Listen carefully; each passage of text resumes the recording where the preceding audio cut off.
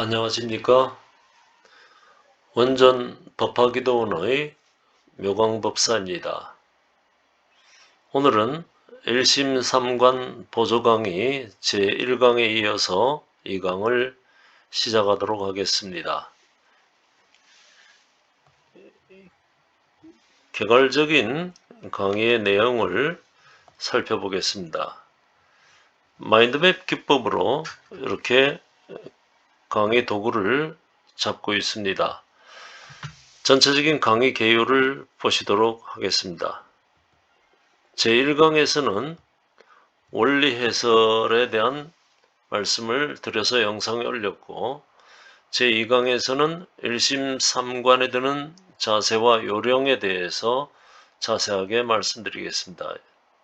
여기에 다 이렇게 하부 내용들이 있습니다. 제3강에서는 마음의 한 점에 대해서 말씀을 드리는데, 특히 그 중에 삼매와 내파 그리고 PC 이론에 대한 이야기들은 매우 여러분들에게 다른 PC 이론으로서 어떻게 우리가 삼매라고 하는 관점에 도달할 수 있는가 하는 것입니다. 제4강은 수행자의 죽음에 대해서, 제5강은 법화행자의 꿈에 대해서, 오늘 드릴 말씀은 전체 강의 중에서 제2강에 대한 말씀을 드리도록 하겠습니다.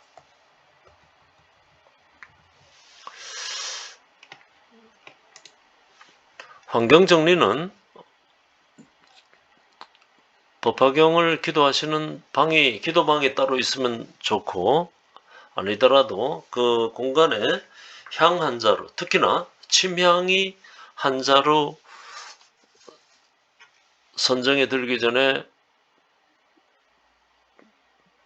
태워진다 그러면은 그 공간이 정화가 되고 대단히 삼매에 들어가는데 많은 효과를 발휘한다라고 볼 수 있습니다.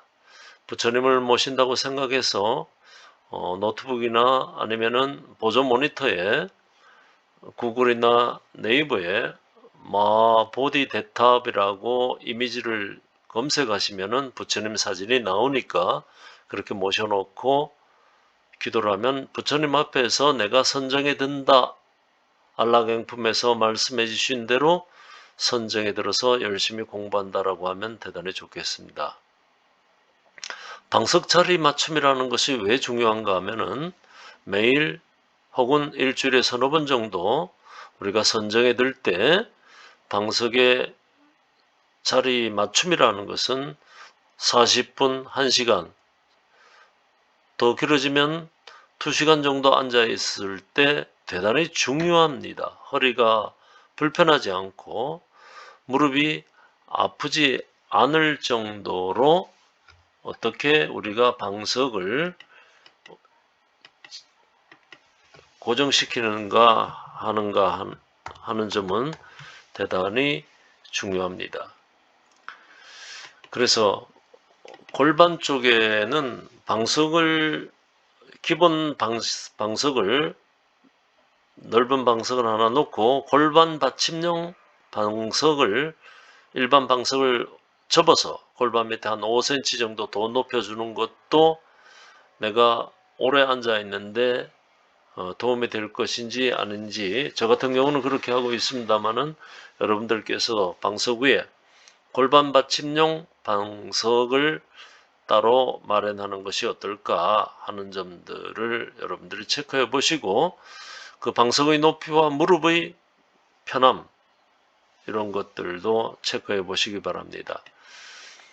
입정에 들기 전에 목, 허리, 발목의 관절들 반드시 풀고서, 그 다음에 선정이 맞춰지고 난 이후에도 반드시 목과 허리와 발목의 회전 운동을 통해서 근육들이 경직된 것을 고장나지 않고 오래 쓸 수 있도록 조치를 해주시기 바랍니다.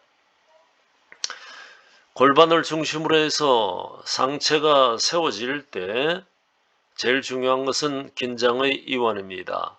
특히나 상반신이 빨랫줄에 젖은 빨래를 우리가 늘었을 때 척 늘어져 걸린 상태로 완전히 목, 가슴, 등, 허리, 골반 쪽에 편안하도록 완전히 릴렉스, 긴장이 이완된 상태를 점검하면서 이리저리 몸을 움직여서 불편한 부분이 있으면 두드리든지 진동을 시키든지 해서 선정에 들기 전에 몸의 상태들을 완전히 이완시켰으면 가장 좋겠습니다. 척추를 바로 세운다라고 하는 것은 얼마나 중요한가. 양 무릎 결과부자가 된다라고 하면 좋겠습니다만은 저 같은 경우에서도 결과부자가 안 되고 반가부자의 상태로 할 때 어떻게 척추를 바로 세운 상태에서 어떻게 편안하게 우리가 40분 1시간을 앉아 있을 것이냐 생각하는 것은 매우 중요합니다. 양무릎과 골반을 중심으로 삼각형이 만들어진 상태에서 골반 위에 척추라고 하는 큰 뼈대를 바로 세우고 머리를 똑바로 들고 있다라고 하는 것이 얼마나 중요한가라고 하는 것은 긴장을 이완시킨 상태에서 척추를 바로 세우는 것은 얼마나 중요한가라고 하는 것을 생각해 보아야 됩니다. 특히 제가 말씀드리는 회음과 단전과 백회로 이어지는 이 통로, 전통적인 단전호흡에서는 이 꼬리뼈, 미골, 미뢰에서부터 명문혈, 배꼽 뒤쪽에 명문혈입니다. 이 동맥을 따라서 대추, 옥침혈을 따라서 후정, 백회를 여기에 정수리 부분으로 놓았는데 사실은 백회는 지금 이 꼭지와 머리 꼭지와 천문 사이에 약간 앞쪽으로 백회는 위치하고 있다라고 봐야 됩니다. 이 그림이 조금 그런데 그래서 백회는 이렇게 정수리 제일 높은 부분이 아니라 약간은 앞쪽으로 이 위치에 앞쪽으로 좀 더 당겨져야 된다라고 봅니다. 그래서 우리는 이 척추의 이 파이프라인을 따라서 올라가는 것이 아니라 이 회음과 여기 단전과 백회를 잇는 이 파이프 통로를 우리가 주목해야 되는 것입니다. 이 부분이 나중에 중도실상의 관법에 들어가서 깨달음으로 갈 때 이 기존의 단전 호흡 쪽에서 이야기하는 것과 다르게 몸통 안에 회음, 단전, 백회로 이어지는 내부 파이프라인을 잘 이미지화 시켜서 나중에 그것이 상당한 방법론적인 도움이 될 것이다 라고 하는 점을 그냥 한번 듣고 넘어가시기를 바라겠습니다. 잘 이야기하지 않는 부분들인데 이러한 충맥, 이러한 통로도 깨달음으로 가는 하나의 그 보조적인 방편이다라고 하는 것을 생각해 주시기 바랍니다. 선정 중에 고개를 이렇게 약간은 숙이면서 실눈을 뜬 상태에서 단전을 바라본다라고 하는 것은 그렇게 저는 찬성하지 않습니다. 아까도 말씀드렸습니다만은 모든 불상들이 고개를 가슴을 딱 펴고 고개를 들고 있는 상황이지 고개를 이렇게 수그리면서 단전을 실눈을 뜨고 단전을 바라보는 이렇게 고개를 약간 수그린 상태는 아닙니다. 선방에 가면 스님들이 거의 다 그런 자세들이죠. 약간은 고개를 숙이고 내부 손을 이렇게 원형으로 일원상을 두 손을 맞잡고 단전 쪽에 이렇게 모으면서 그쪽을 실눈을 뜨고서 바라보는 형상을 하고 있는데 그것보다는 고개를 들고 긴장을 이완시킨 상태에서 우리는 회음, 단전, 백회로 이어지는 이 파이프라인을 바로 세워주는 것이 중요하다고 말씀드리고 싶습니다. 산매 깊이 들 때, 즉 우리가 외부의식 상태, 베타파 상태에서 알파파 상태로 들어가서 다시 델타, 세타파로 선정이 깊어지면서 뇌파가 점점 다운될 때 고개가 푹 수그러들 수가 있습니다. 강하게 졸음이 오는 상태이기 때문에 이때 수마와의 싸움에서 깨어나서 이렇게 고개가 푹 수그러지고 졸음에 내가 탁 잡혔을 때 혀끝을 살짝 깨물어서 혀 끝부분을 약간 접어서 윗잇몸 안쪽에 딱 붙이고 그러면은 잠에서 깨어날 수가 있습니다.